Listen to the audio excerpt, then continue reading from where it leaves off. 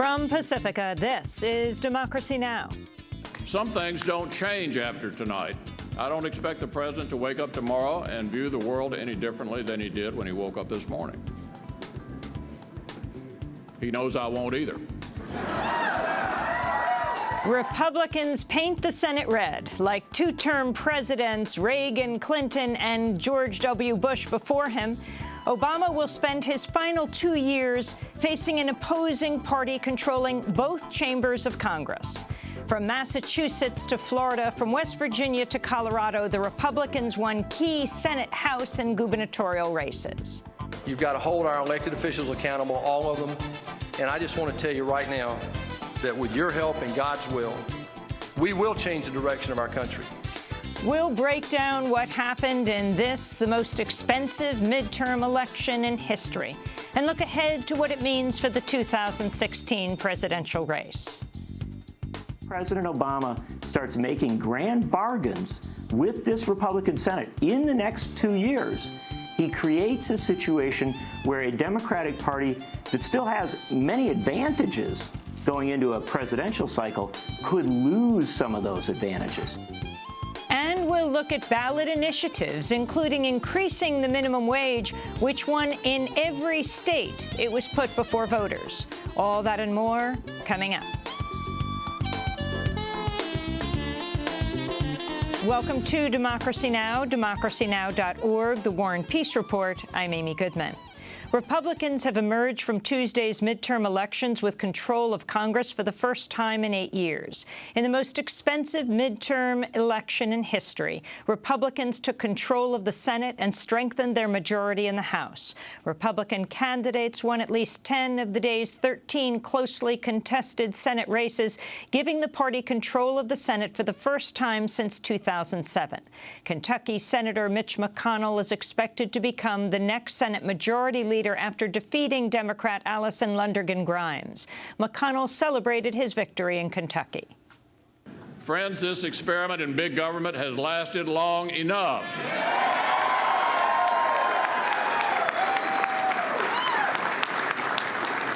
It's time to go in a new direction.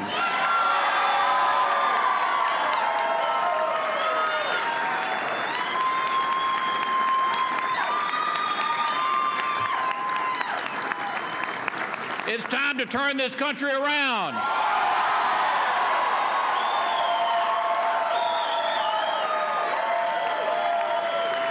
Senators. And I will not let you down. Thank you so much. 3 sitting Democratic senators lost races: Kay Hagan in North Carolina, Mark Pryor in Arkansas, and Mark Udall in Colorado.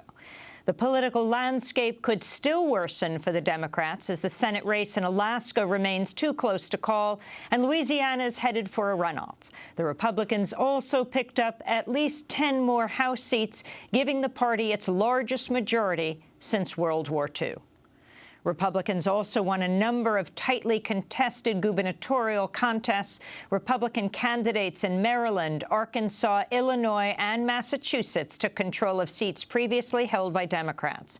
A number of sitting Republican governors also overcame strong challenges, including Wisconsin's Governor Scott Walker, Florida's Governor Rick Scott, and Michigan's Governor Rick Snyder. In one of the rare Democratic upsets on Tuesday, Tom Wolf is projected to have beaten incumbent Pennsylvania Republican Governor Tom Corbett. Republicans also picked up gubernatorial victories in the traditional blue states of Massachusetts and Illinois. The midterms saw nearly 150 ballot measures nationwide. Voters in 4 traditionally conservative states approved initiatives that will raise the minimum wage: in Alaska, Nebraska, and South Dakota and Arkansas. Voters in Illinois also backed an increase to $10 an hour, although state lawmakers will have final say. In Massachusetts, voters approved a landmark measure that'll provide workers with the strongest paid sick leave requirements in the country, up to 40 hours per year. Washington, D.C. passed a ballot measure to legalize marijuana, as did Oregon. A medical marijuana initiative failed in Florida. In a victory for abortion rights, voters in both Colorado and North Dakota defeated personhood amendments, which would have defined fertilized eggs as human beings. But an anti-choice amendment in Tennessee that would enable the state legislature to pass extreme anti-choice legislation was approved. Colorado voters rejected an initiative to require labeling of GMO foods. The agribusiness giant Monsanto spent $4.7 million to defeat the measure. Voters appear to have defeated a similar initiative in Oregon, but it remains too close to call. In Washington state, voters approved the day's only major gun control measure, imposing background checks on all gun sales. We'll have more on the midterm elections after headlines. A top al-Qaeda leader has reportedly been killed in a new U.S. drone strike inside Yemen. Shawki al-Badani, head of al-Qaeda in the Arab Peninsula and deemed a global terrorist by the U.S., was among 4 people reportedly killed in a U.S. strike overnight. Badani has been accused of links to bombings that killed over 100 Yemeni soldiers and a plot on the U.S. embassy in Yemen. The strike follows an earlier U.S. bombing that killed at least 10 alleged militants. 10 people have been wounded in Jerusalem after a driver drove his car into pedestrians. The attack occurred near a similar incident 2 weeks ago, where a Palestinian ran into a group of Israelis, killing 2 people. Daily clashes in occupied East Jerusalem continued today, with clashes between Palestinians and far-right Israeli demonstrators who tried to enter the Al-Aqsa Mosque. Israel stoked new outrage this week after advancing plans to build 500 new illegal settlement homes in occupied East Jerusalem. Both Ukraine and Russian troops are moving their forces closer to eastern Ukraine after a weekend vote backing pro-Russian separatist leaders. Russia's recognized Sunday's elections, while Ukraine's president has threatened to scrap an autonomy deal for the eastern regions of Donetsk and Luhansk. Separatists are already accusing Ukraine of violating the truce reached last month. On Tuesday, the Ukraine government said it would deploy new units to the east, where fighting has killed more than 3,000 people since April. In Brussels, NATO chief Jens Stoltenberg said Russia has also moved forces closer to its border with Ukraine. Recently, we have also seen Russian troops moving closer to the border with Ukraine, and Russia continues to support the separatists by training them, by providing equipment, and supporting them also by having special forces, Russian special forces, inside the eastern parts of Ukraine. Authorities in Mexico have captured the fugitive mayor of Iguala, who is suspected of ordering a police attack on 43 students who've now been missing for more than 5 weeks. Federal police arrested Jose Luis Abarca and his wife in Mexico City, where they were hiding in a working-class neighborhood in a building that appeared to be abandoned.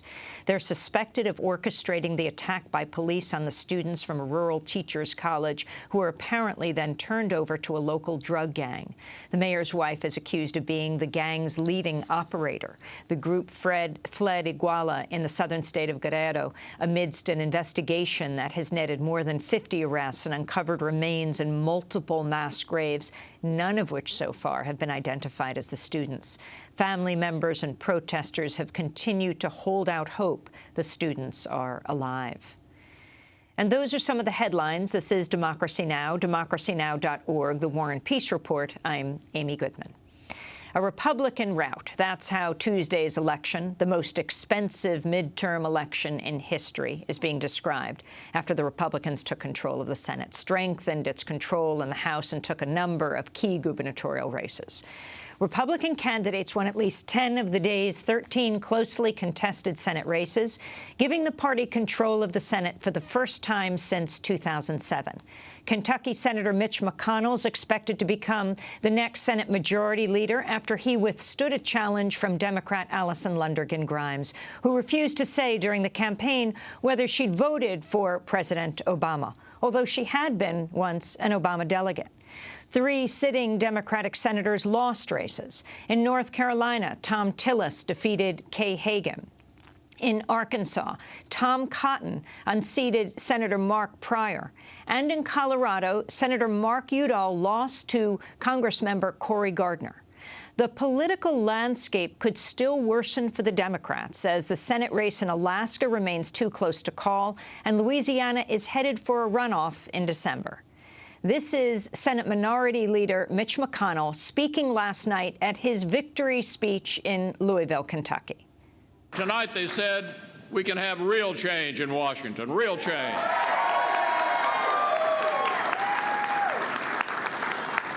And that's just what I intend to deliver.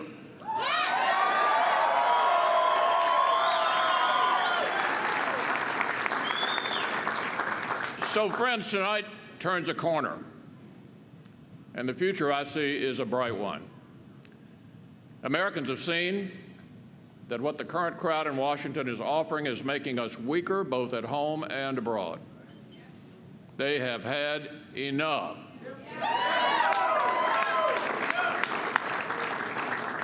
You know, there's an old saying that's often attributed to Winston Churchill that I'm reminded of. Here's what he said about us, about Americans.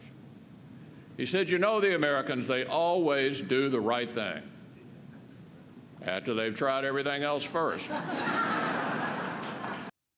The Republicans also picked up at least 10 more House seats, giving the party its largest majority since World War II. President Obama's facing a similar predicament as Ronald Reagan, Bill Clinton, and George W. Bush, the last 3 presidents to serve 2 terms.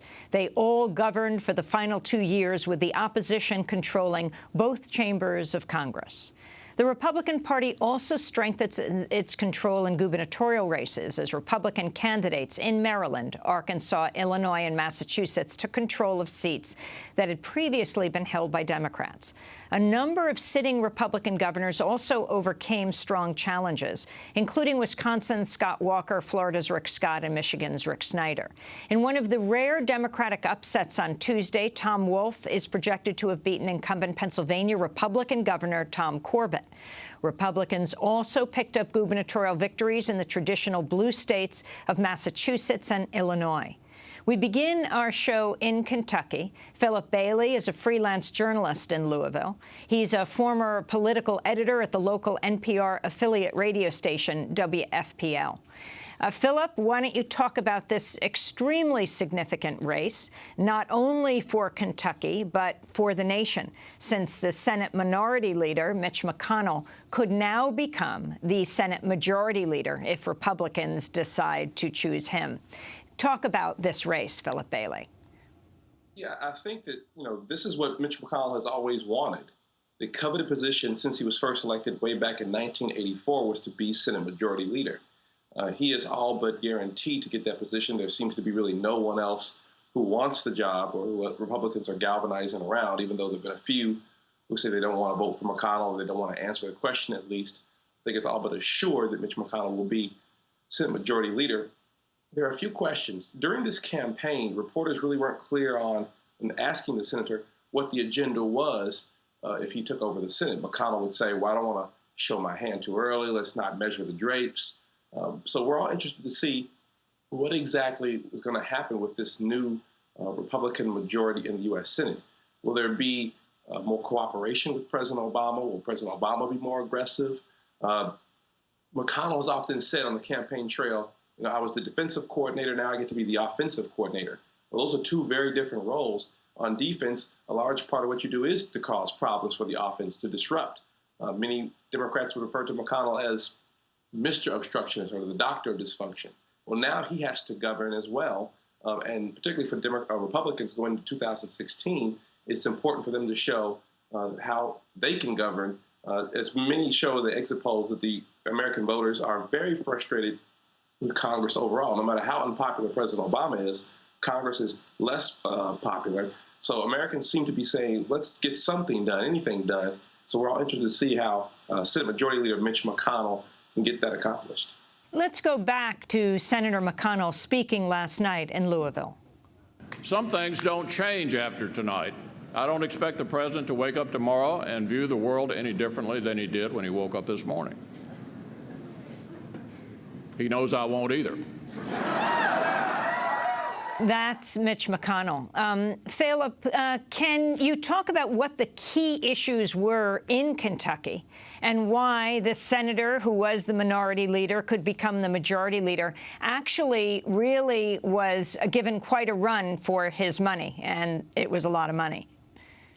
Yeah, exactly. I mean, one thing is Mitch McConnell, probably more than any other politician in the United States, is associated with being the architect of Citizens United. He has often said that money is speech. He has filed amicus briefs in many of those Supreme Court cases seeking to tear down McCain-Feingold and campaign finance law. So this race, in many ways, was Mitch McConnell's dream come true, and you did see somewhere north of $80 million spent in it.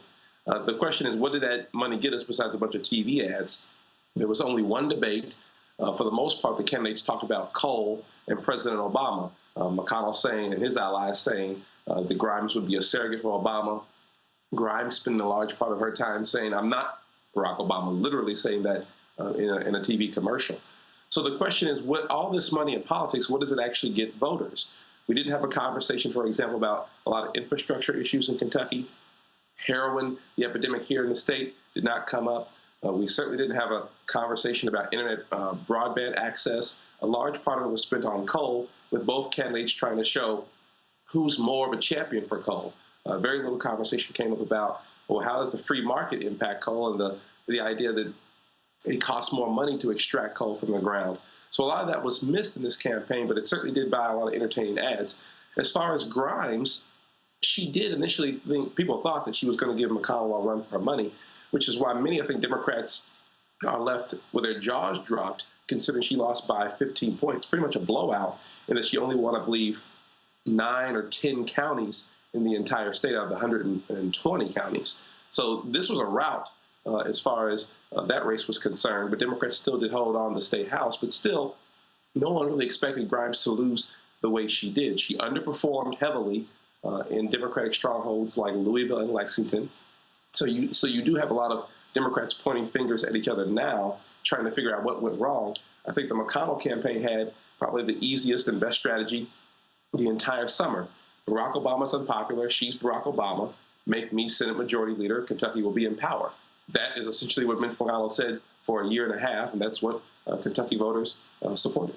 I wanted to go back to Democrat Allison Lundergan Grimes in an interview with the Louisville Courier-Journal editorial board, refusing to reveal whether she voted for President Barack Obama.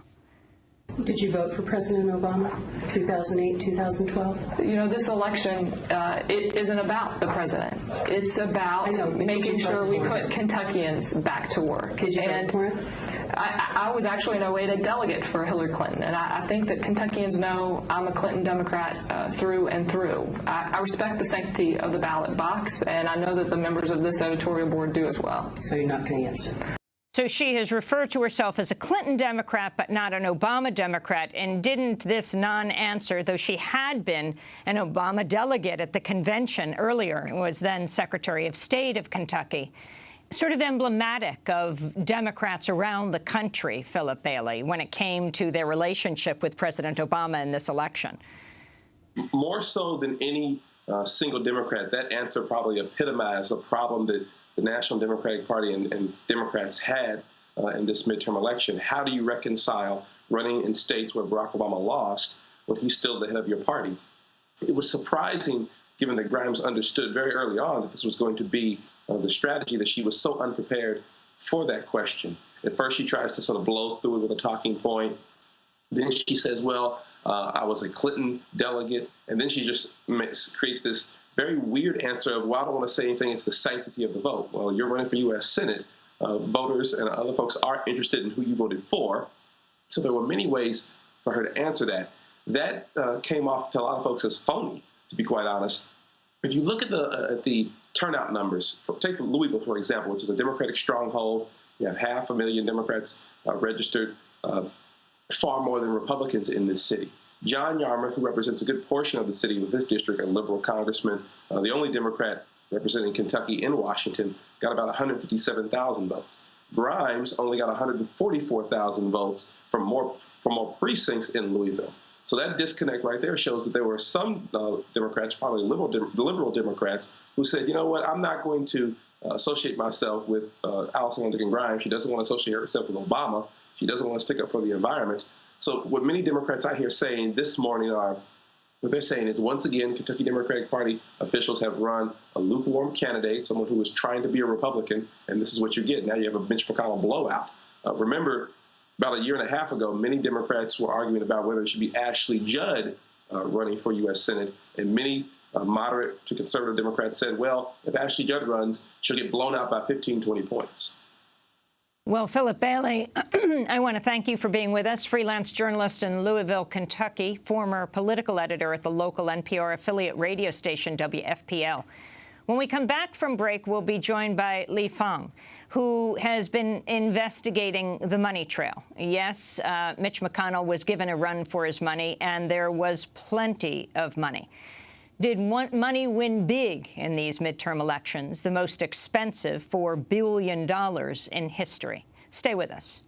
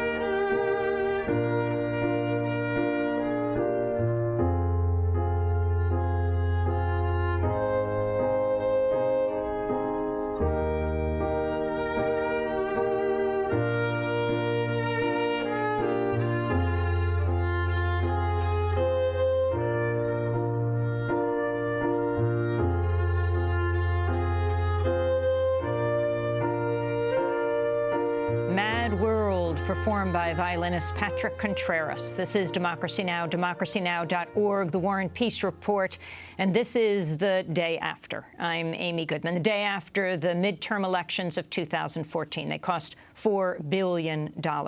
Our guest now is Li Fang, reporting fellow with the investigative fund at the Nation Institute, blogs about money and politics at the Republic Report. He did a recent investigation for The Nation, headlined Mitch McConnell's freighted ties to a shadowy shipping company.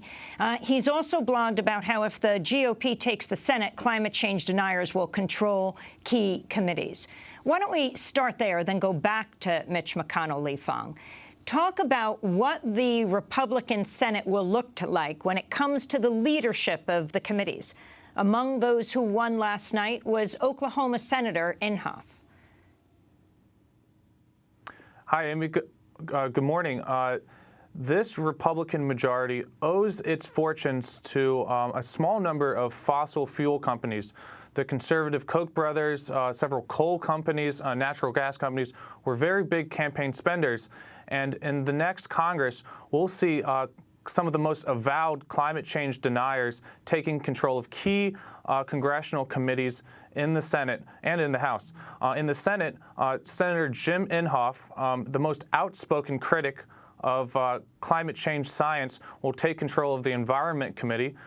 Senator Ron Johnson, another outspoken critic of climate change science, will take control of the Homeland Security and Government Reform Committee.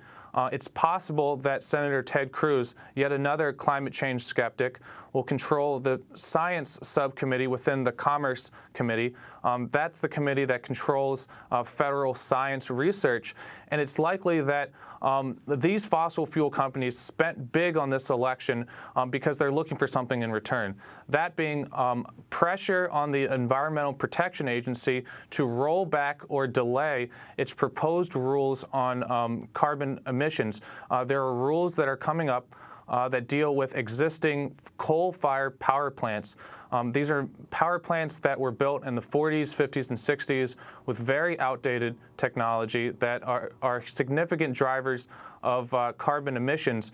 The Obama administration has proposed these rules, and it's likely that the new Republican Congress will pressure the EPA to delay them, or maybe even attach a budget rider that says that the EPA will not be funded to carry out these rules. That could set the stage for another government shutdown, like the similar dynamic that happened last year when a budget rider was attached attempting to defund the Affordable Care Act, better known as Obamacare. And as part of a broader dynamic, though, the House Science Committee in the last Congress, for one of the very first times in history, began subpoenaing government scientists, attempting to harass them and pressure them to back away from air pollution rules. With Republicans now in control of the Senate, we might see a similar dynamic on the Senate side.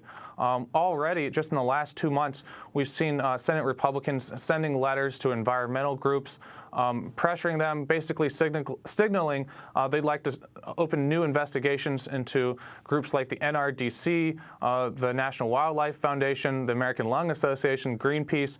These environmental groups are now going to be under the gun as Republicans try all the different avenues for influencing environmental policy. I wanted to turn to Republican Senator from Oklahoma, Jim Inhofe, in his own words. He won re-election Tuesday. This is a video message he recently made for the climate skeptic think tank, the Heartland Institute. The news is that Republicans are going to take over the United States Senate in November, and I'll be replacing Barbara Boxer as chairman of the Environment and Public Works Committee, so we can go back and start using CRAs, that's Congressional Review Acts, to repeal or to stop some of the onerous regulations that are taking place. So you guys are the only ones, the only group out there that can be effective and help us in this battle. And keep in mind, they now have a new resource to use. They have unlimited money to run for re-election using the issue of global warming. Like another Republican senator I was watching yesterday, Rob Portman, saying that the key issues are cutting down regulation and Keystone XL. The significance of what won big yesterday, Lee Fang, when it comes to the Keystone XL, something that President Obama has put off ruling on until after this election. That's right, Amy. In terms of policy change, we'll see incredible pressure from congressional Republicans to push the administration towards approving many different new pipelines and oil and gas initiatives. The Keystone XL is at the top of that list. That pipeline running from the Alberta tar sands down to refineries on the Gulf of Mexico, that requires special approval from the White House and from the State Department, and we'll see a Republican Congress push the president to approve that pipeline. But beyond that, there are a number of other goals. There's also the liquefied natural gas issue.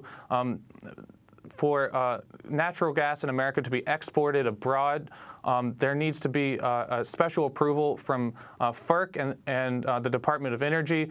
There are a number of bills in Congress to expedite those approvals. And if the American natural gas market is linked to global prices, in Asia in particular, natural gas prices are much higher, we'll see a much broader boom in fracking, the horizontal drilling technique, because the price of natural gas in America will rise. Republicans are intent on pushing this priority. Cory Gardner, one of the Republican Senate candidates who won last night in Colorado, he's made this one of his top initiatives, and Republican leaders have signaled this is at the top of the list along with the Keystone XL. Now, of course, when it comes to Democrats and fracking, right up to President Obama, they certainly have not distanced themselves from it. As someone tweeted last night, one organizer wrote, "It's rough when you decide to throw a lot of people under the bus and then expect those same people to get you into office." Sure. The Obama administration has also been very close to the natural gas lobby. You know, I've done stories showing that the main lobbying group for the fracking industry, America's Natural Gas Alliance, ANGA, has actually provided dark money to the Democrats as well. Former Maryland Governor Martin O'Malley or current, soon-to-be former Governor Martin O'Malley, received funds for his own dark money group from ENGA, the natural gas lobby. Democrats have raised money from natural gas interests. Actually, in Colorado, the Democratic Party, one of the reasons for their defeat last night was that the Democrats there were very divided over the issue of fracking, an effort to place a ballot initiative that would have allowed local cities and municipalities in Colorado to ban fracking fell apart, and part of that disarray really helped Republicans. So Democrats have been very divided on this issue, and they have not been shy about soliciting funds from the same industry. An exit poll conducted Tuesday night by Edison Research found interesting results when it came to voters and climate change. The New York Times reported, quote, nationally, nearly 6 in 10 voters said climate change was a serious problem. And a broad majority of them, about 7 in 10, favored Democratic candidates for the House. Among the 4 in 10 voters who said it was not a serious problem, an even larger majority, more than 8 in 10 voters, supported Republican candidates. Lee Fang, I wanted to go back to Mitch McConnell, who could be the next Senate Majority Leader if Ted Cruz doesn't have his way. How he personally funded his campaign, where his wealth comes from. Well, Senator Mitch McConnell is not known for any particular ideology. You know, he's kind of cast himself as a libertarian this year, but in previous years, you know, he's supported foreign wars, the bank bailouts. What Mitch McConnell is really famous for on Capitol Hill is campaign finance. Beginning in the 80s, Senator McConnell blocked efforts on public financing of elections, and throughout the 90s and early aughts, he attempted to block and filibustered different types of campaign finance reform legislation, including limits on contributions to candidates and soft money. More recently, he's filibustered and blocked efforts to shine a light on dark money in elections, and he's been successful on that front. However, if you look at the election last night, this was really a culmination of a career that's focused on allowing unlimited, unregulated, secret money. The largest spender in Kentucky in the Senate race this year was actually a dark money group set up by former campaign consultants to the McConnell campaign. Additionally, as you mentioned, we did a story recently on McConnell's personal wealth. McConnell is one of the wealthiest members of the Senate. He married into money. His wife, Elaine Chao, the former labor secretary in the Bush administration, her father founded a large shipping company, Foremost Maritime Corporation. It ships commodities all over the world. We did a story looking at some of those different dynamics. The shipping company avoids U.S. taxes and labor law by registering in the Marshall Islands and flagging their ships through Liberia. They also ship, interesting enough, coal, cheap coal from Colombia. Now this, as your previous guest mentioned, has been a big topic in the Kentucky Senate race, where Mitch McConnell has blamed the declining production of Kentucky coal on environmentalists, on Democrats, but the real picture is much more complicated. The role of natural gas has pushed out coal as a cheap fuel source. In addition, cheap imports from places like Colombia has undercut American coal. And in kind of a bizarre twist, recently Colombian officials boarded a ship owned by the McConnell family in-laws and found around 90 pounds of cocaine on a coal shipment bound for Europe. There's an ongoing investigation. There were no arrests made, but it's an interesting twist to the story. I wanted to move right now from Kentucky to Wisconsin. In Wisconsin, we're joined right now by John Nichols. John Nichols, who writes for The Nation, a political writer there, where his report on the election aftermath is headlined, "Obama Need Not Accept Lame Duck Status." His latest book with Bob McChesney is Dollarocracy, How the Money and Media Election Complex is Destroying America. Now, Wisconsin was very significant last night. Once again, Scott Walker, the governor, has won. He addressed his supporters during his victory speech after he was elected to a second term Tuesday night. Interesting. When you think about the last couple months, if not the last couple years, it's interesting the challenges we faced. You see, there was a group out of Washington Washington-based special interests who thought they could spend a lot of money and a lot of time in the state and somehow convince the people of the state to be against something. I got to tell you, I'm an optimist. I believed all along if we got a positive message out that in the end, people of the state wanted to be for something, not against something. And look what happened tonight.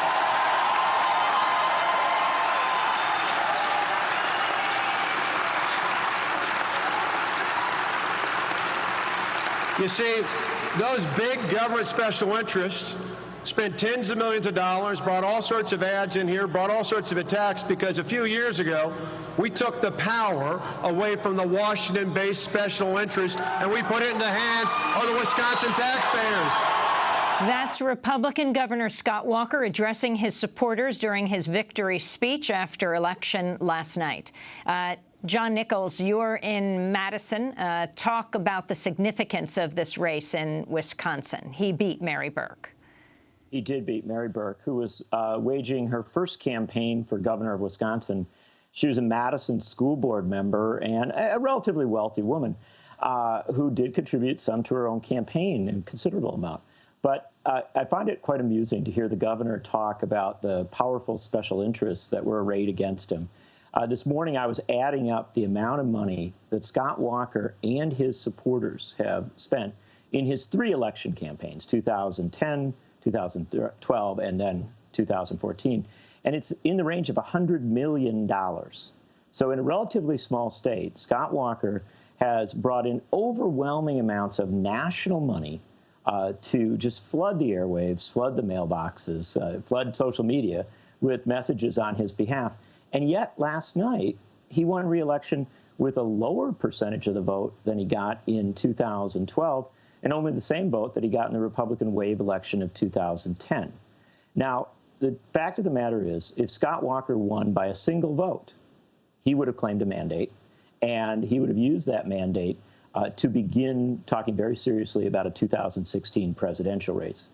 He actually won last night by about 100,000 votes, and there's simply no question that that speech that he gave there may have been cheered by a crowd of his supporters. But he set that event up to be a mass event with all of the right camera angles because he wants that victory, that little bit of a victory speech played on media across this country, particularly on Fox News. And this is the beginning of a 2016 presidential race. John, take this bigger to the piece that you wrote, that report you wrote somehow between our 5-hour broadcast last night and today, called "Obama Need Not Accept Lame Duck Status." Yes. Look, I think it's important to put elections in perspective. And the first thing that people need to understand is that the Republicans did very, very well last night.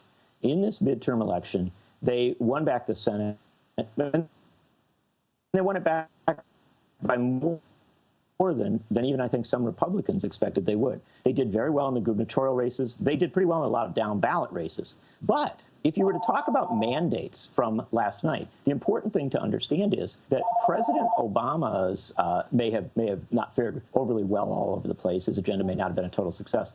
But Elizabeth Warren's agenda did really well. To give you an example, Elizabeth Warren supports raising the minimum wage. Elizabeth Warren supports paid sick leave. Referendums on those issues won overwhelmingly, even in states where Republicans were winning up ballot. So first thing to understand is that when we start to talk about this election sending any kind of ideological or policy message, we should be very careful. The president ought to take that in. But he also ought to take history in. The fact of the matter is that in the 6th year of presidencies, presidents usually have a pretty lousy time of it. Ronald Reagan lost control of the Senate in 1986, losing eight Senate seats. Dwight Eisenhower lost 15 seats in 1958, a major setback. In 1938, Franklin Roosevelt lost 8 seats in the Senate and more than 80 seats in the House of Representatives. Each of those presidents was in a very bad position on the day after their 6th-year midterm election. And yet, by the end of their second term, each of those presidents had relatively high approval ratings, had achieved major things, and in the case of Franklin Roosevelt, actually got elected to a 3rd term. what we take away from this ought to be a lesson that presidents have the ability to define the last quarter of their second term, even if there's a strong opposition. My fear with Obama is that he will let the Republicans do too much of the defining. And so this becomes an incredibly important moment for grassroots movements. Everything that Lee was just talking about, people need to understand.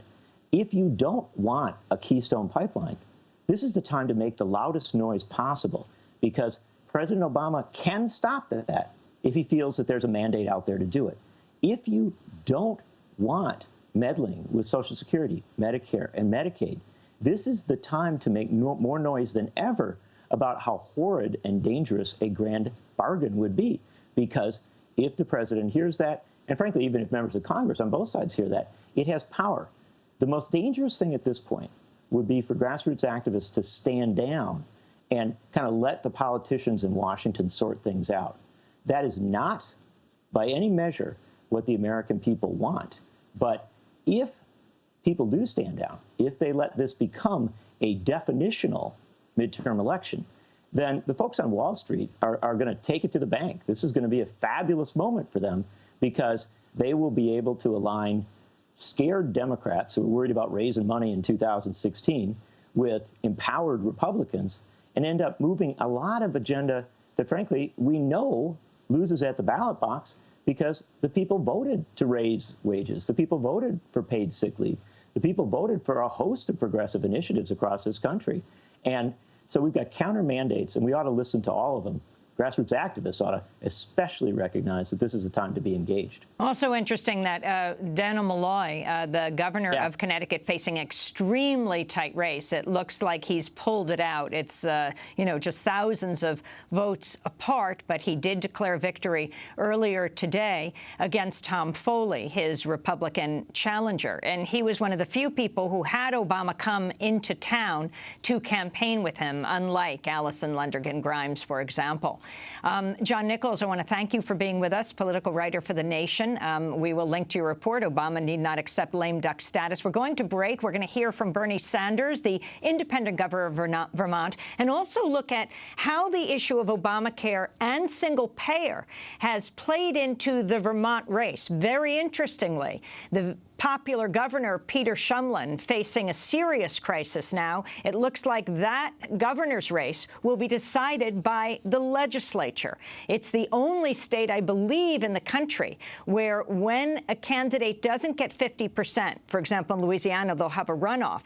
In Vermont, the legislature decides who will be the next governor. Stay with us.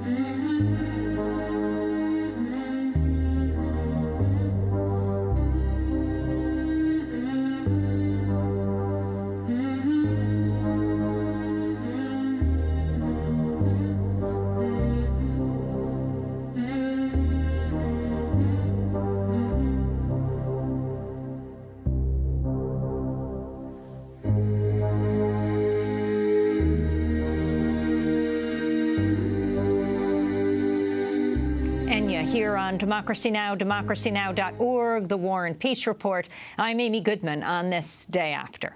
That's right. Last night, Tuesday night, during Democracy Now!'s 5-hour special broadcast, Juan Gonzalez and I spoke with independent Senator Bernie Sanders of Vermont, just as it started to become clear from early election results that the Senate was clearly going to be controlled by Republicans.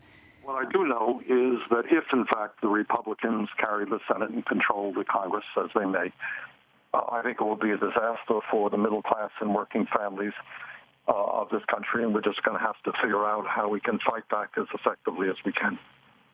And what do you see as the options for, in case that does turn out to be the result tonight, what do you see the options in terms of how President Obama can move forward any kind of a democratic or a progressive agenda in the remaining 2 years? Well, I think it's quite far-fetched to believe that he can move forward a progressive agenda. I think the immediate effort will be to stop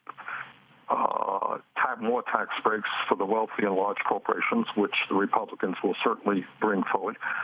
I think under the guise of quote-unquote entitlement reform, they will be making efforts to cut Social Security and Medicare. They'll go after Medicaid. They'll go after education. They'll go after nutrition. They'll probably want to increase funding for the military. And my guess is, with all of the money from the Koch brothers coming in and the other fossil fuel industries, they'll continue to ignore scientific evidence about climate change. So I think we're going to be more of a defensive mode, trying to prevent bad things, than having illusions at this point about doing good things. Senator Sanders, your state has struggled with your Obamacare website. It has caused a very major issue, particularly in Vermont, because of the quest by Governor Shumlin and many others to make Vermont the first single-payer state. Can you talk about the significance of this and what it will mean?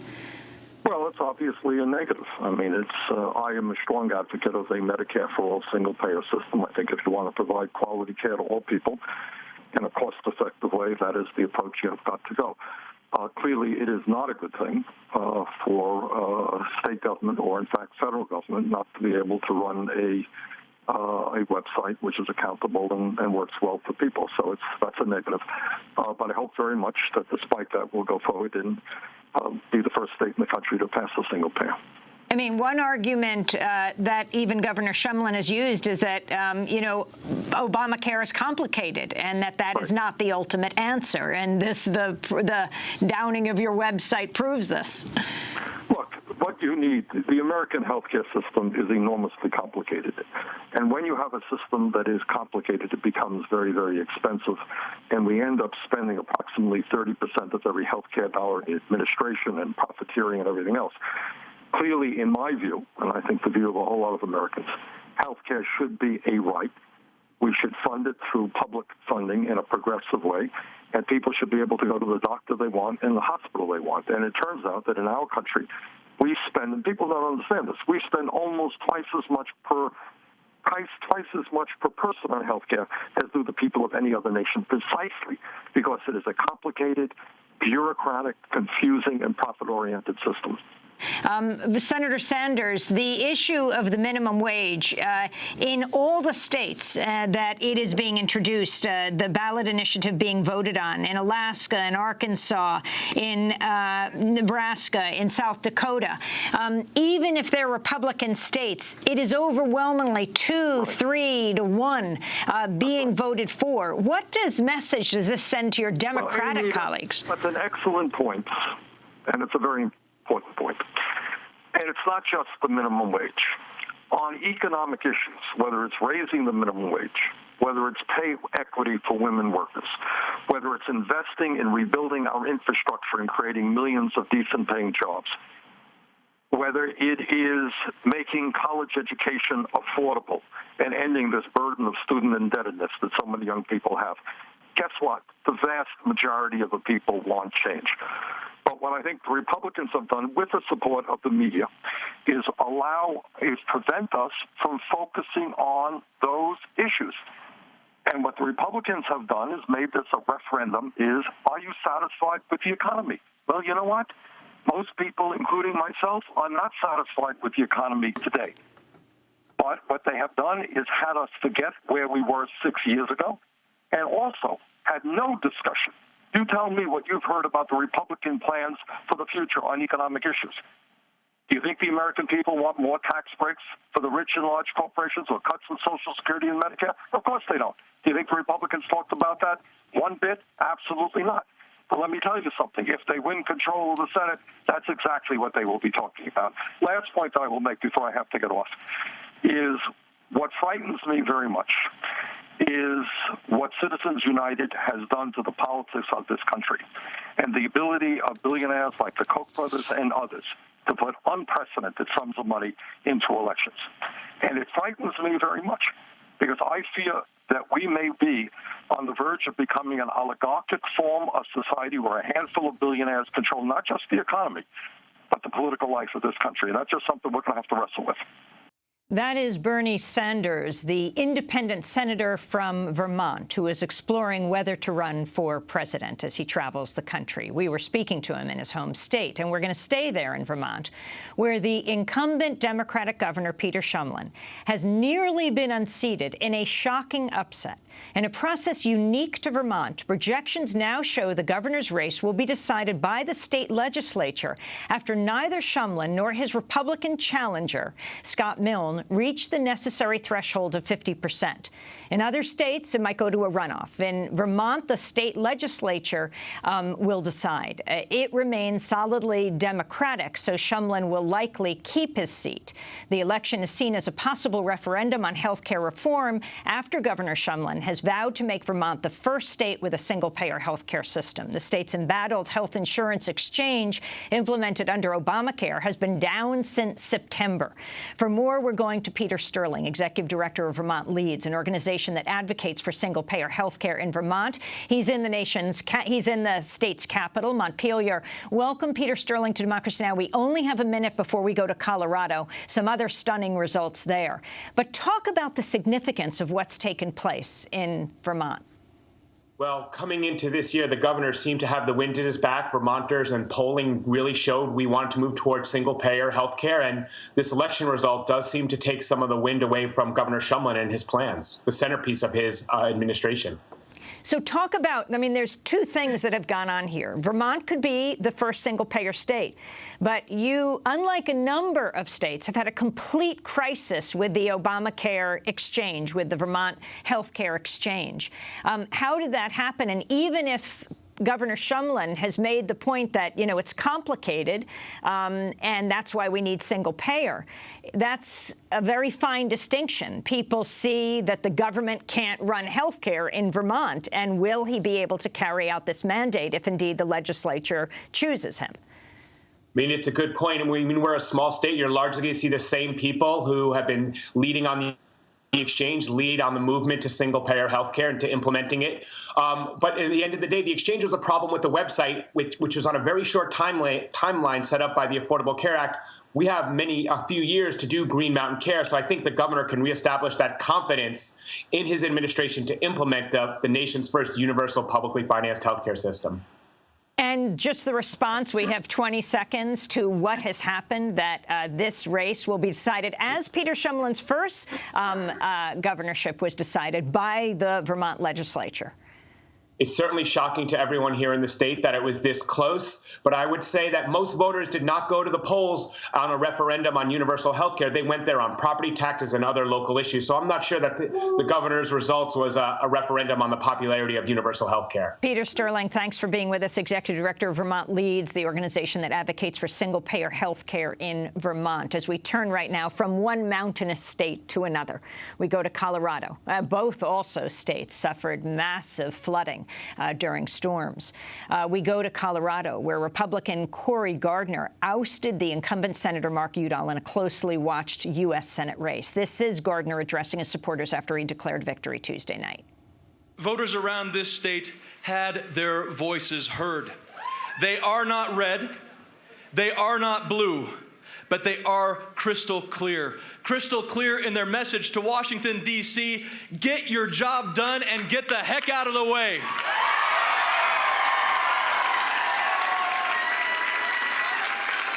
Tomorrow we go to work to fix a Washington that is out of step, out of touch, and out of time.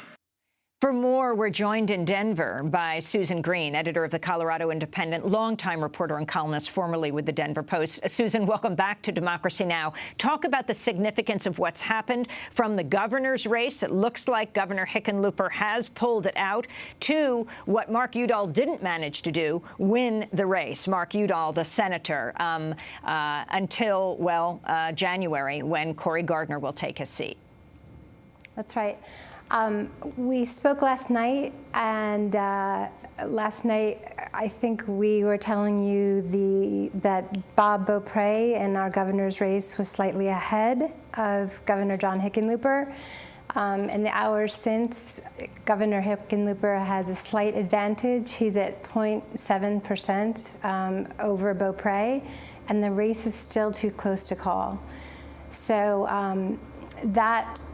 everybody in Colorado has been up all night looking at that race because pretty much Republicans have taken over everywhere else. People stayed up all night, journalists, political insiders, normal people just looking at all the numbers, making spreadsheets and trying to figure out, can Hickenlooper keep his position? Watched race in Congress. Mike Hoffman, known as a proud birther, challenging President Obama's birth certificate, beat out Andrew Romanoff. And Mark Udall, what does it mean to lose Mark Udall, the man who together, who has been very forceful on the issue, together with Senator Wyden, on the NSA? It means quite a bit to lose Mark Udall. Mark and his family are icons throughout the West. Mark very much embodies Colorado. He climbs our 14,000-foot 14ers, our mountains. He is an ardent environmentalist. He's married to an ardent environmentalist. He comes from a family deeply rooted in the land and the water and the public lands of the West. He also, as you mentioned, has been extremely active on issues of government surveillance and privacy, and very outspoken about it. In fact, one of the pioneers in the Senate. What didn't happen in that race was really a serious discussion of all that he has done in the Senate on those issues. There's been a disconnect between the Mark Udall on the floor in the Senate and the Mark Udall as the retail politician in Colorado. He's really, in some ways, much more comfortable just talking really down and dirty details of public policy than on the stump, glad handling. He's someone who's much more comfortable having a one-on-one conversation than really giving a speech. Well, though Mark Udall lost in Colorado, his cousin, Senator Tom Udall, did prevail in New Mexico. Susan Green, I want to thank you for being with us, editor of the Colorado Independent, as we wrap up with Lee Fang in San Francisco for your final comments. Was the biggest winner here money, Lee?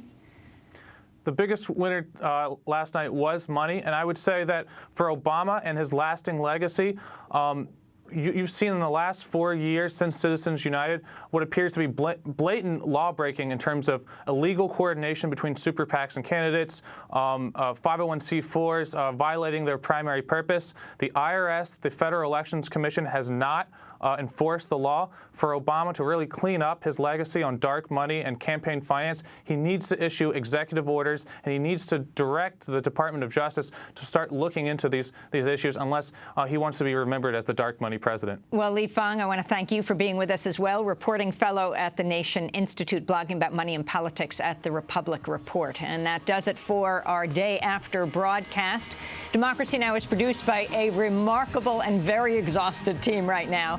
Special thanks to Mike Burke, Renee Feltz, Aaron Mate, Nermeen Sheikh, Steve Martinez, Sam Alkoff, Hani Massoud, Robbie Karen, Dina Guzder, Amy Littlefield, Daniel Begun, Anna Ozbek, Sam Riddell, Mike DeFilippo, and Miguel Noguera, our engineers. Special thanks to Becca Staley, Julie Crosby, Hugh Grant, Jessica Lee, Vesta Godars, our camera crew, John Randolph, Karen Krug-Meadows, Carla DeJesus, Phil Raymond. Special thanks to Brenda Murad, Dennis Moynihan. I'm Amy Goodman, our website, democracynow.org. Thanks so much for joining us.